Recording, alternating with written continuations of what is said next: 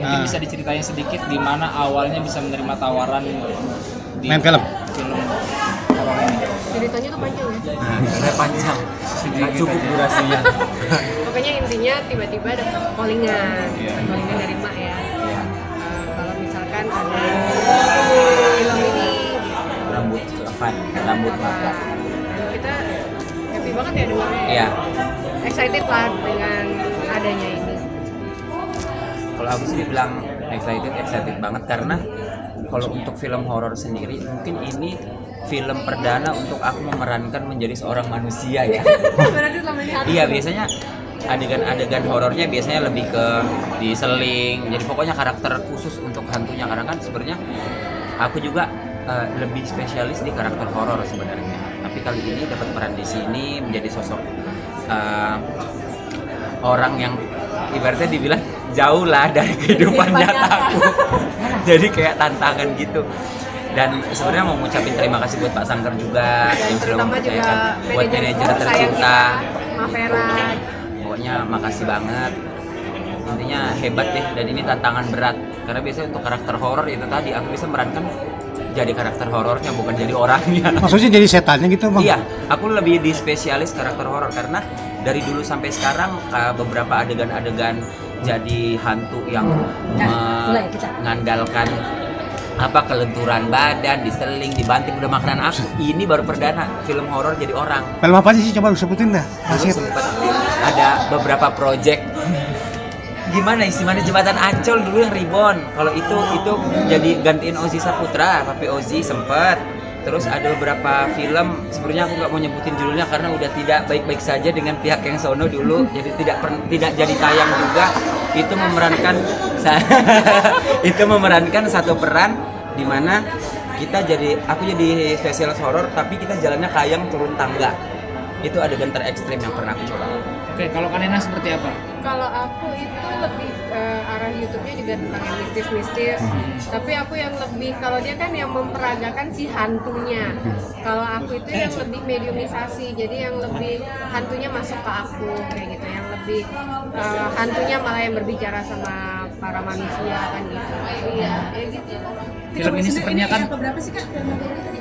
Kalau ini film ketiga, tapi kalau untuk peran yang seperti ini film perdana jadinya berarti. Dia udah 3 kali main film. Dia udah 3 kali main film.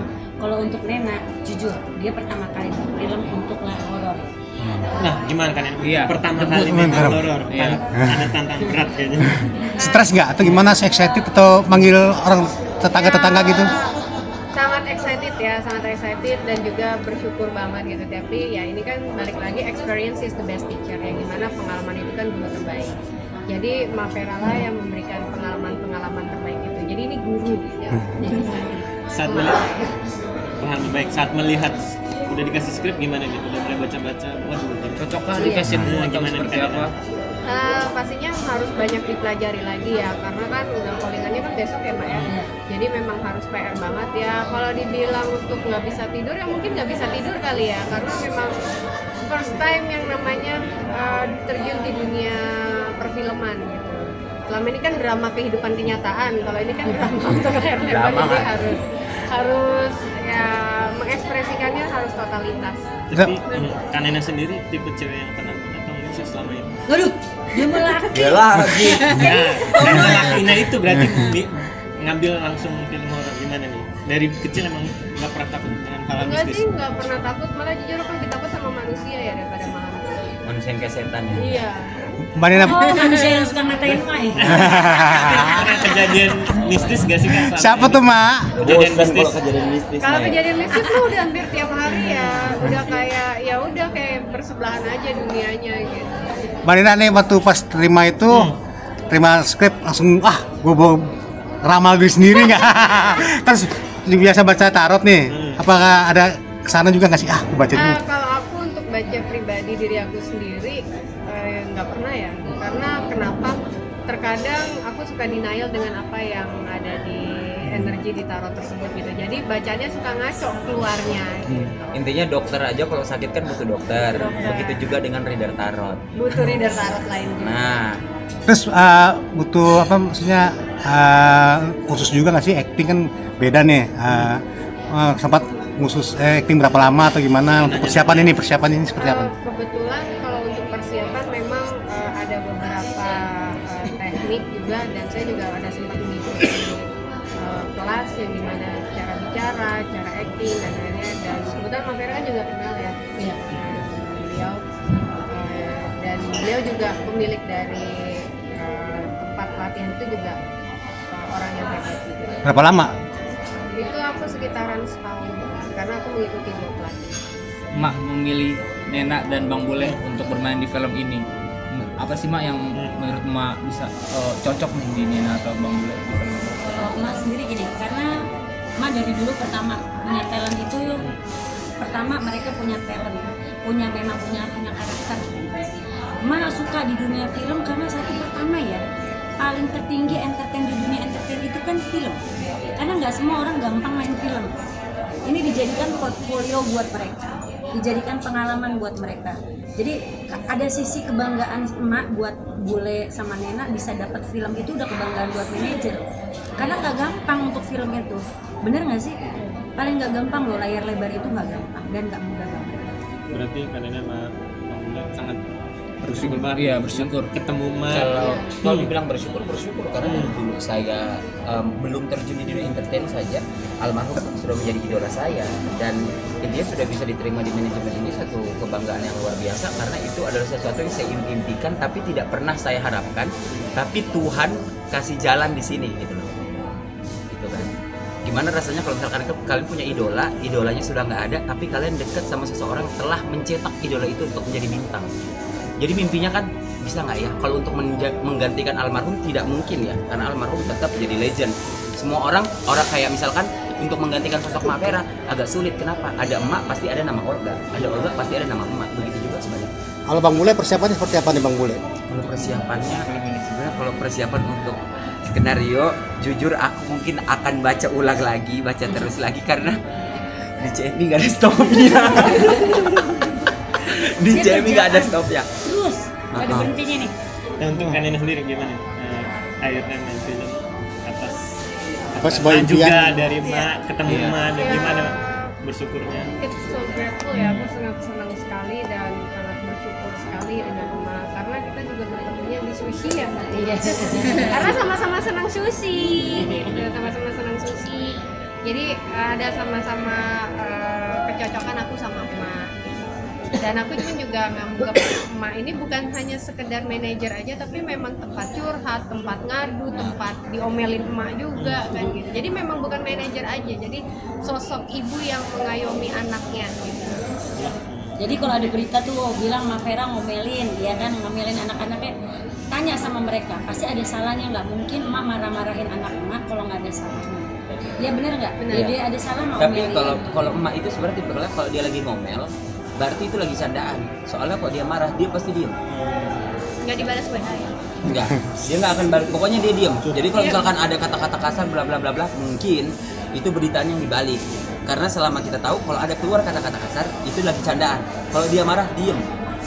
Biasanya nomelnya apa sih Mak? Dan aku nggak, kadang-kadang gini, anak-anak ini kadang-kadang komunikasi aja sih, sebenarnya masalah komunikasi antara manajer dan artis itu akan terjalin sangat indah kalau ada komunikasi yang indah gitu loh.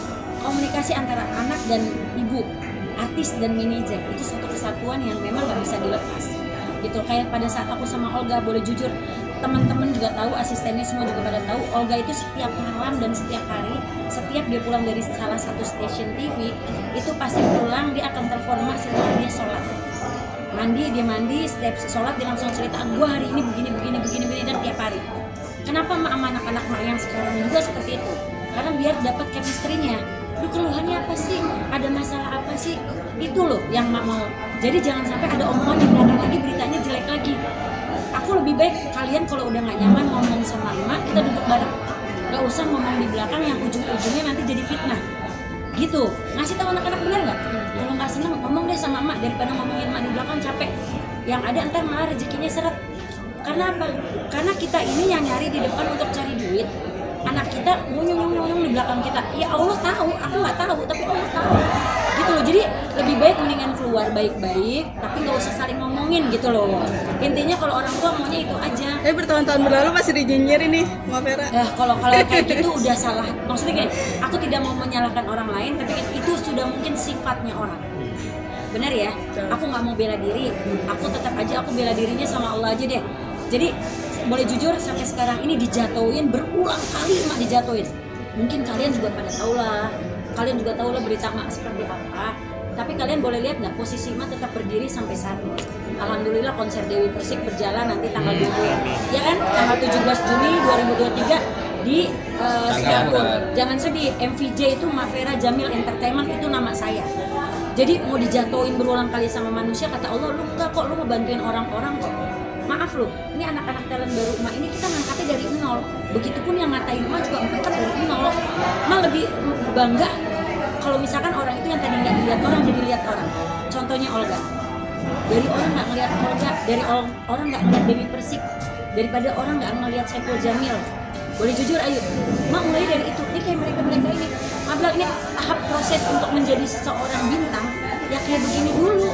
Ya nggak ada yang dibayar, ada nggak dibayar, jadi jangan dibilang uangnya dimakan emak. Tapi dia dibayar dong, Mak. Dibayar. Udah dimakan Kalau sistem sekarang emak justru biasanya udah tahu fee-nya, tapi pihak klien belum bayar. Jujur saya pernah di 2002. Mungkin trauma kali ya. Sampai megangin tas aja dia mau, tasnya dipegangin. Trauma asli demi Allah trauma. Ini anak-anakku kan mungkin kasihan lihat aku tasnya ini satu gitu aku pegang gitu. Mereka mau megangin, jangan terus ngatain gue lagi gitu. Benar. Sekarang jadi kayak gitu, jadi jangan terus ngatain gue lagi megangin tas gitu. Nggak mau, jadi takut. Jadi mungkin trauma orang itu memang bagi orang kan lebay lu enggak. Coba kalian ngerasain posisinya seperti ini.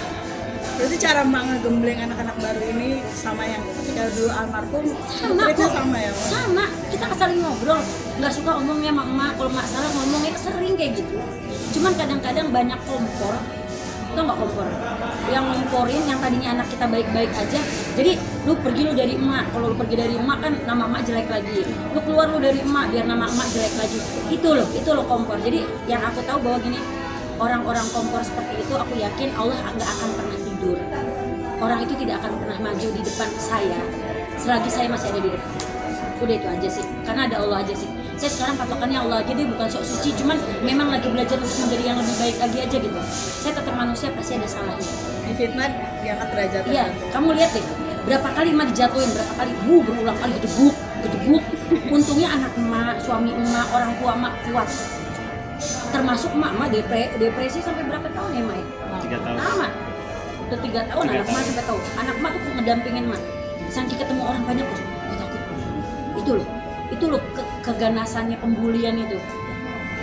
Jadi untungnya nggak bunuh diri aja. Udah itu aja. Karena pembulian itu sangat sakit gitu, karena gini, gue tinggal sama lu lama, gue sayang sama lu tinggal di rumah gue, lo ngatain gue gitu, itu doang sih.